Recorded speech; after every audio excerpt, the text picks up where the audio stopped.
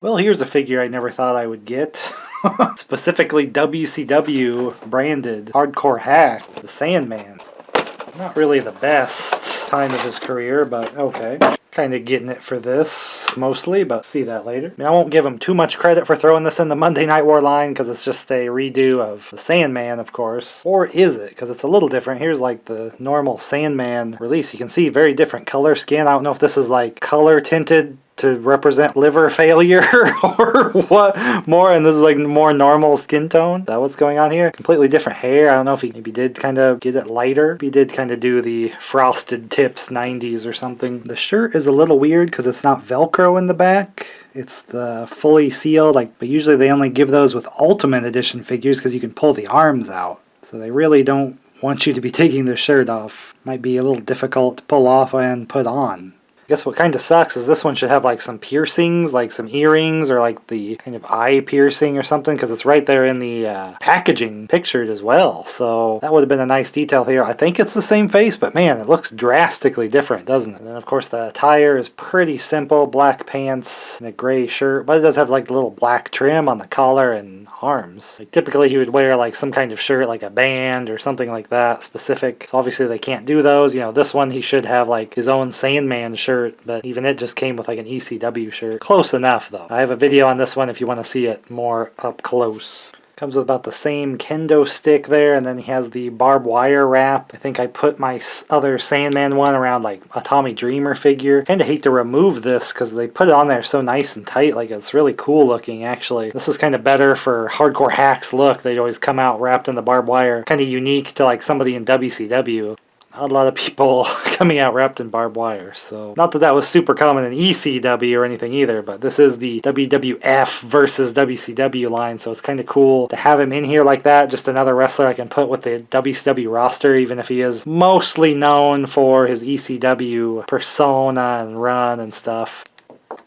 Oh, okay, well, that's not on the other Sandman one. He's got a tattoo of, I don't know. What is this? He got this tattoo to celebrate being hired in WCW. I think it's of the time he tried to use the Creator Wrestler in WWF Attitude to add him to the game. I don't know what this is supposed to be. Okay, has an updated tattoo if you're looking for that. Again, I almost don't want to take off the shirt to look. The barbed wire is wrapped on here so expertly and cool. Oh, even the bottom of the shirt has a black. I mean, I like the idea of you can get this body, and it's like a nice generic body if you just want like a plain clothes kind of guy. Because a lot of these, I kind of just want the Build-A-Figure part for the Monday Night War line, because they're putting some of the more interesting people in that spot. And some of these are definitely just kind of redos and repurposes and recolors of figures I've already had, because I mostly just collect this time period, the later 90s. So anybody from that time period already jumping on the figures as they come out. But it is cool. You can have him, you know, against Bam Bam or his famous opponent Kevin Nash, mysteriously for some reason. That's one you can go search and check out. Why did they have Hardcore Hack versus Kevin Nash? I don't know. Too bad they didn't have the WCW Hardcore title established by then, or maybe he would have been one of the few champions of it. So the Sandman figure came with the beer cans. I mean, this one should have came with like some smokes or something. Like, switch it up, right? I think he got the smoke at least on WCW. I like kind of unexpected ones like this, so it's just kind of cool to have like I remember him debuting in WCW, and I had no idea about ECW at the time. It was just like, it's Hardcore Hack, guys. And I was like, what? Who is this? Was his name like a rib? Like they were calling him a hack? Or his idea? These are questions you don't have to ask without a caning. I don't want to do a whole video for Bulldog here. He's in the same line as old Hardcore Hack here. Hack didn't make it into the WCW NWO Revenge game on 64, but I think he debuted shortly after that. So again, getting the Build-A-Figure parts, that's the main deal.